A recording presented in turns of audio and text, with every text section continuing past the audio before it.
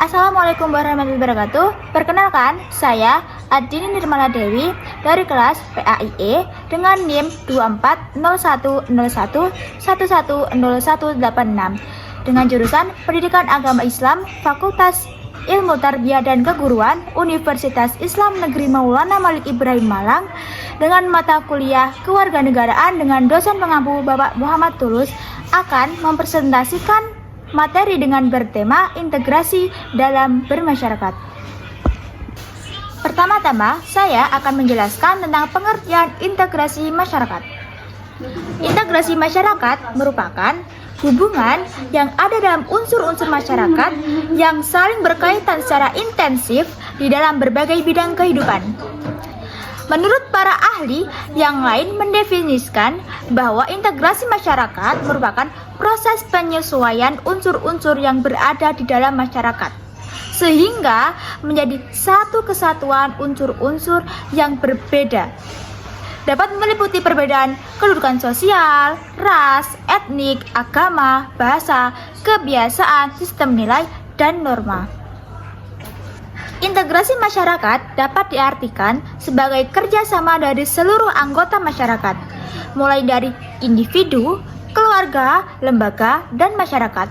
Secara keseluruhan, maka keadaan masyarakat tersebut tidak terintegrasi lagi, sehingga menghasilkan persenyawaan-persenyawaan berupa adanya konsensus nilai-nilai yang sama-sama dijunjung tinggi.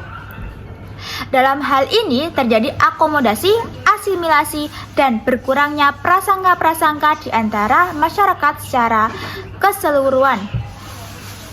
Integrasi masyarakat akan terwujud apabila mengendalikan prasangka yang ada di masyarakat, sehingga tidak terjadi konflik dominasi, tidak banyak sistem yang tidak saling melengkapi, dan tumbuh integrasi tanpa paksaan. Oleh karena itu, untuk mewujudkan integrasi masyarakat pada masyarakat majemuk dilakukan dengan mengatasi atau mengurangi prasangka.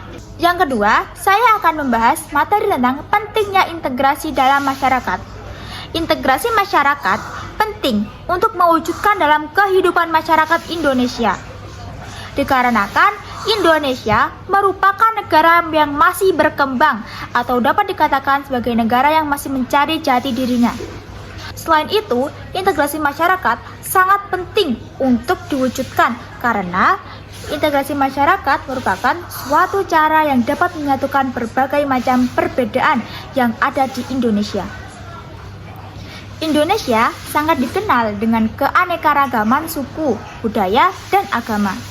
Oleh sebab itu, adanya pengaruh globalisasi yang masuk ke Indonesia membuat masyarakat Indonesia lebih memilih untuk suatu yang tren, walaupun hal tersebut merupakan upaya integrasi yang tidak terwujud. Nah, masyarakat Indonesia belum sadar akan pengaruh globalisasi yang ternyata tidak baik bagi masyarakat Indonesia. Selain pengaruh globalisasi, masyarakat Indonesia bertindak atas wewenang sendiri maupun kelompok sehingga konflik terjadi di mana-mana seperti pertengkaran antar suku, pembakaran tempat-tempat ibadah, dan lain sebagainya. Nah, konflik tersebutlah yang membuat integrasi nasional susah diwujudkan. Upaya integrasi terus dilakukan agar Indonesia menjadi satu kesatuan yang mana disebutkan dalam semboyan Bhinneka Tunggal Ika. Maka dari itu, adanya upaya mengintegrasikan Indonesia, perbedaan-perbedaan yang ada tetap diakui dan dihargai, sehingga Indonesia menjadi negara yang dapat mencapai tujuannya. Selain menghargai dan mengakui berbagai perbedaan di Indonesia, masyarakat Indonesia juga harus memiliki rasa toleransi terhadap sesama sehingga tidak terjadi konflik yang berkepanjangan yang dapat merugikan Indonesia.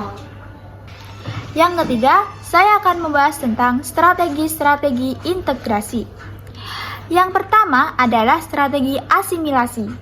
Strategi ini bertujuan untuk menyeragamkan perbedaan-perbedaan yang ada dalam masyarakat dengan cara menyesuaikan diri dengan berbudaya, dominan atau mayoritas.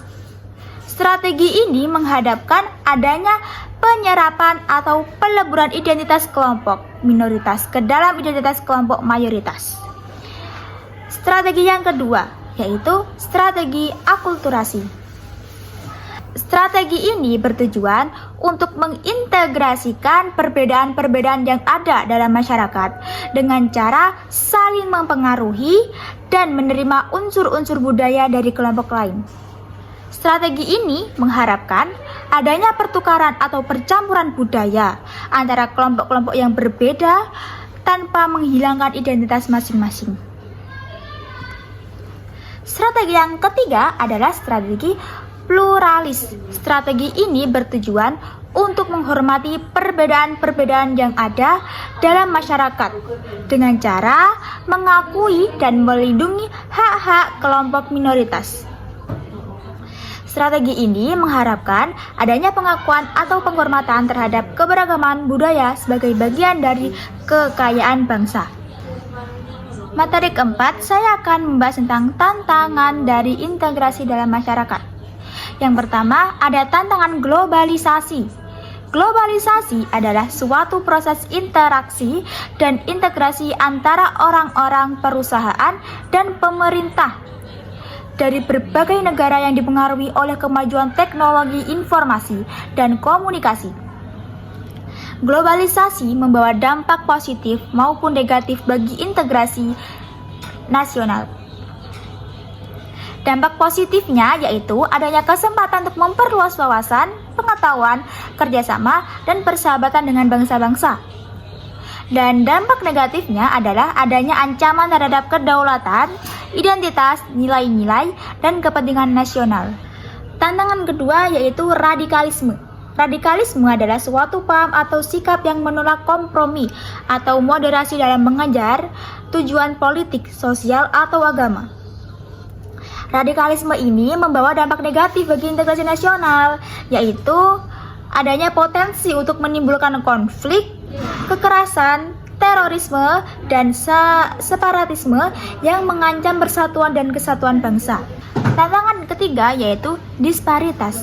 Disparitas adalah suatu kondisi ketidakseimbangan atau ketimpangan antara satu wilayah atau satu kelompok dengan satu kelompok atau satu wilayah yang lain dalam hal pendapatan, kesejahteraan, pendidikan, kesehatan, infrastruktur, dan lain-lain. Disparitas membawa dampak negatif bagi integrasi nasional, yaitu ketidakpuasan, keadilan, dan ketidakpercayaan sosial yang dapat memicu konflik horizontal maupun vertikal. Jadi begitulah materi yang saya sampaikan. Kesimpulannya yaitu bahwa integrasi nasional adalah suatu proses yang penting dan strategis bagi bangsa Indonesia yang memiliki keanekaragaman yang luar biasa. Integrasi nasional merupakan salah satu syarat untuk mewujudkan cita-cita bangsa yang tertuang dalam Pancasila dan Undang-Undang 1945. Oleh karena itu, integrasi nasional harus terus diupayakan dengan berbagai strategi yang sesuai dengan kondisi dan tantangan yang dihadapi. Integrasi nasional juga harus didukung oleh seluruh komponen bangsa dengan semangat nasionalisme, patriotisme, dan gotong royong. Demikian materi yang dapat saya sampaikan. Mohon maaf jika ada kekurangan dan kesalahan pada video yang saya bikin. Terima kasih. Wassalamualaikum warahmatullahi wabarakatuh.